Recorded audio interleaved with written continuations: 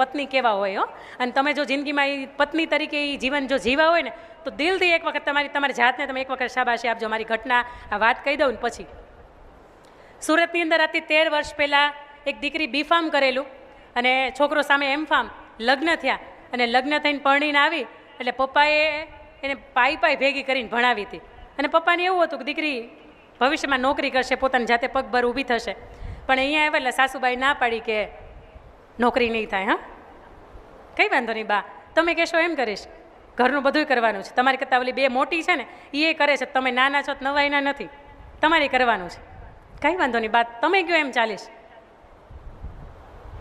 આખા ઘરનું કામ કરે, બધાને સાચવે, ટિફિન બનાવે. B.Pharm કરેલી હો, ડિગ્રીને પડીકું વાળીને પેપરની અંદર મૂકીને દીધી. કંઈ વાંધો નહીં, પપ્પાનું કામ હતું મને ભણાવવાનું, મેં ભણાવી, પણ હું મારા સંતાનોને ભણાવીશ, મારે પરિવારને મદદરૂપ થઈશ. આ સમયગાળાની અંદર મોટા 2 ભાઈઓ સરસ મજાની નોકરી કરે, નાનો ભાઈ છે ધંધો કરે. સુંદર મજાનો સમયગાળો. ઘરની અંદર 14 વ્યક્તિનો પરિવાર થયો. સંતાનો, ભાઈ બહેન, ગરડા બા અને સાસુ સસરા બધાય સાથે રહે. ઘરની અંદર કોઈને વીમો નહીં, મેડિક્લેમ કોઈને નહીં. અને કોરોનાની જે થપાટ લાગી સાહેબ, નોકરી છૂટી ગઈ, ધંધો હતો એની અંદર નુકસાની, અને મેડિક્લેમ કોઈનો નહીં. ઘરની અંદરથી 6 વ્યક્તિ એવા નાના મોટા સહિત કે રેમડેસિવિરના ઇન્જેક્શન દેવા પડે તો બચે. અને એમાંથી 2 વ્યક્તિ એવી કે એક વડીલ હતી અને એક સાવ નાનું બાળક હતું. 2 વ્યક્તિ જતી રહી સાહેબ. એ પરિવારને ખર્ચો ઉઠાવતા માથે 10-15 લાખ રૂપિયાનું કરજ થઈ ગયું. પતિની નોકરી વહી ગઈ હતી. હવે બધાને એમ થતું હતું કે આમાંથી નીકળશું કેમ. સુંદર મજાનો બંગલો વેચાઈ ગયો સાહેબ. 12x35ના ગાળાની અંદર એ ભાડે રહે. છતાંય પરિવાર આ સિચ્યુએશન આવીને છતાંય સાથે હતો. ઓલી નાની દીકરાની વહુ હતી ને એને તરત એવું થયું કે બા, આપણી આવી પરિસ્થિતિની અંદર એ સાથે છીએ તો મારી અંદર થોડીક આમ કળા કૌશલ્ય છે ને મને એમ થાય કે હું થોડુંક પરિવારને આર્થિક રૂપે મદદરૂપ થાઉં. શાકભાજીના તો કરું, આટલું તો હું કરી જ દઈશ. બાકી હવે તમે ભણાઈના 15 વર્ષ વયા ગયા છે, 12-15 વર્ષ વયા ગયા. હવે તમને કોઈક નોકરીએ રાખે તો 8-10 હજારમાં નોકરીએ રાખે નહીં. બા, મારા તરફથી હું થોડુંક તો મદદરૂપ થઈ શકું, મને એમ થાય છે. બા પણ જો એક વાત તમે સાંભળી લો, 2 વહુને મેં ઘરની બહાર નથી જવા દીધી એટલે તમારથી ઘરની બહાર નહીં જવાય. તમે ઘરની અંદર રહીને કંઈક કરો, જે કરવું હોય.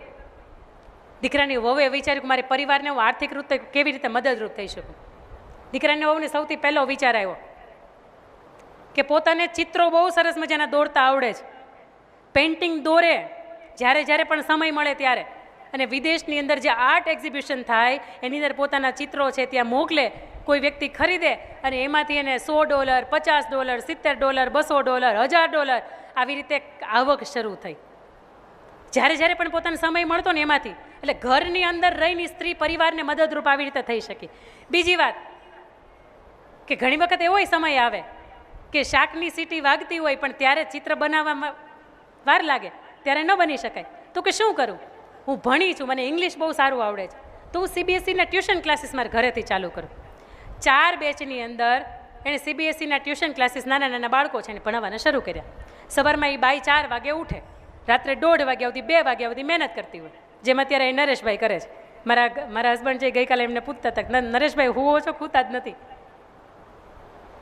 એ પરિવારને એવી રીતે મદદરૂપ થાય. એટલે બીજી આવક શરૂ થાય તો કે એ પોતે CBSEના ટ્યુશન ક્લાસીસ કરાવે ને એમાંથી એને ફી મળે તો એમાંથી પરિવારને મદદરૂપ થઈ. પણ હજી એને એમ થતું હતું કે હજી હું શું કરી શકું? તો કે મને મહેંદી દોરતા બહુ સારી આવડે છે. હું એવું કરું કે એક વોટ્સઅપનું ગ્રુપ બનાવું, સોશિયલ મીડિયાનો સદઉપયોગ કરું, આખો દિવસ આમ નહીં. હું શું કરી શકું?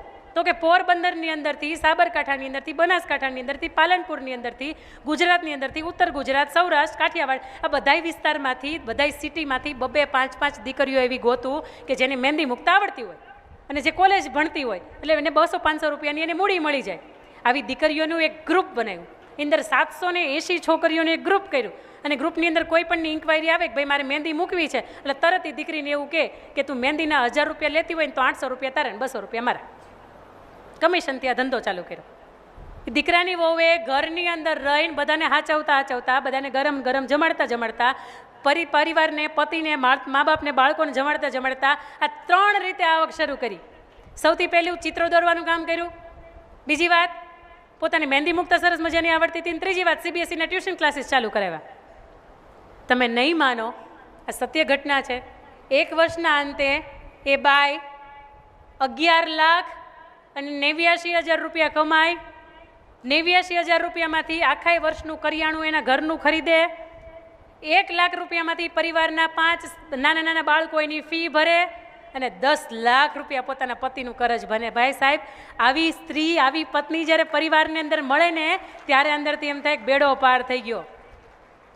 જોક્સ પાનના ગલ્લે બેઠા બેઠા પત્નીના ઉપર થાય ને સાહેબ, મારી ના નથી, કદાચ પત્ની એવી મળી હોય તો તમે કરતા હશો, ના નથી, પણ પત્ની સાહેબ આવી મળી હોય ને તો 50 વ્યક્તિઓની કહેશો. અને કેટલા દાદા અહીંયા બેઠા છે એ સ્વીકારે છે કે મારા જીવનની અંદર ચડતીનો અને પડતીનો સમય આવ્યો ને તેને મારા પત્નીએ મને પૂરેપૂરો સાથ આપ્યો. તો હાથ ઊંચો કરજો. આપ સૌને મારું ઓવાણા. કારણ કે એ પત્નીએ, એ બાએ મનોમન નક્કી કર્યું, રાખ્યું હતું કે આ 2 તોલાનો દોરો, કદાચ 2, 5, 15 તોલાનો હાર છે ને એના કરતાં મારા પુરુષની માથેનું જે કરજ છે ને એ મારા માટે મહત્વનું છે. એનો જે ચહેરા ઉપરનો ઉડી ગયેલો રંગ છે ને એ મારા માટે મહત્વનો છે. આ સોનાનો ચળકતો રંગ છે ને એટલા માટે મહત્વ નથી. સાહેબ, આવી પત્ની જો તમારે આંગણે હોય અને આવી પત્ની તરીકેનું તમે જીવન જીવા હોય ને તો તમારી જાતને એક વખત શાબાશી આપજો કે મેં માત્ર મારું નહીં કરતા, મેં મારા પરિવારનું પણ કર્યું છે, મેં મારા પતિની સામું પણ જોયું છે. અત્યારના દાંપત્ય જીવન ભાંગે છે ને એનું કારણ એ છે કે એમાંથી કે કરજ થઈ ગયું છે. તમે તમારું કરો, અમે અમારું કરીએ. પણ આ એ પેઢી છે કે આખી જિંદગીમાં એને સાથ નથી છોડ્યો. અને આ એ પેઢી એ છે કે મનગમતું પાત્ર કદાચ નથી મળ્યું, 12 વર્ષ, 15 વર્ષ, 18 વર્ષ, 22 વર્ષની ઉંમરે ગમે એ પાત્ર આવ્યું એને પ્રેમથી સ્વીકારી લીધું છે. ઈશ્વરનો જેમ પ્રસાદ આવે, કદાચ મોળો હોય શીરો, જેમ સ્વીકારી લે એને જેમ એ પાત્રને સ્વીકારી લીધું છે.